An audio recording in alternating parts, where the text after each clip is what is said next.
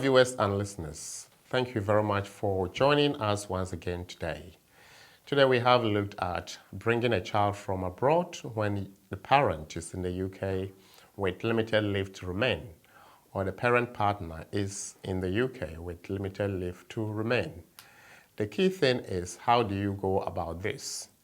We have to first look at the fact that the child is outside the UK and that the valid application has been made and eligibility requirements are met, as well as the suitability requirements. Under the eligibility requirements, we have two aspects. The first is the financial requirements, and the next is the relationship requirements. Under the financial requirements, when you are bringing a child, you have to show that you meet the maintenance threshold. Maintenance threshold is to show that you are able to continue to take care of yourself in the UK and the child who is joining you in the UK, so that you will not have any recourse to public fund. What it means is you have to show that you have enough income to be able to meet essential living needs: food, clothing, shelter, and anything else that is necessary. How do you do that? Case law shows that you have to calculate how much money comes into your household financial pot, and if you're a single parent, how much money comes into your pot every month or every week. Therefore, the calculation compares this parent who wants to bring a child from abroad to a similar parent in the UK who is on benefit or government support.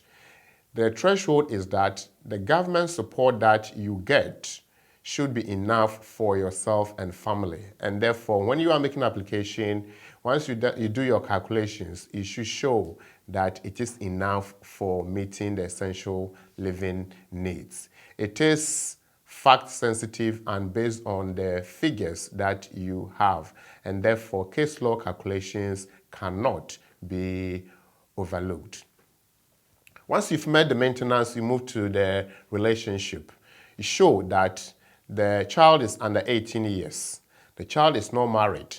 The child has not formed independent family or his or her own family, and the child is not living by himself, what we call leading an independent life. If all these things are ticked off in your favor or the child's favor, then eligibility requirements are met. The last bit of the requirement under the relationship is that the parent has a limited leave to remain, or the partner has limited leave to remain. If you can prove that, then you have gone through the boxes. The next thing that you have to then look at is sole responsibility for your child. And here you have to prove that you are the only one in the life of the child and the other parent has no role to play in the child's life. This requires you to gather many pieces of evidence to prove that indeed you are solely responsible. If both parents are in the UK, then they do not necessarily have to show that there is sole responsibility. However, you have to make a case that even though sole responsibility does not apply in this case, you have raised the point of sole responsibility and explained why it does not apply in your particular case, because both parents are in the UK and live together. The next thing that you will have to look at is serious and compelling family considerations. What it means is that the child's exclusion will be unreasonable if the child is not allowed to enter the UK on the basis of serious and compelling circumstances or considerations that can affect the child's welfare, growth, and development.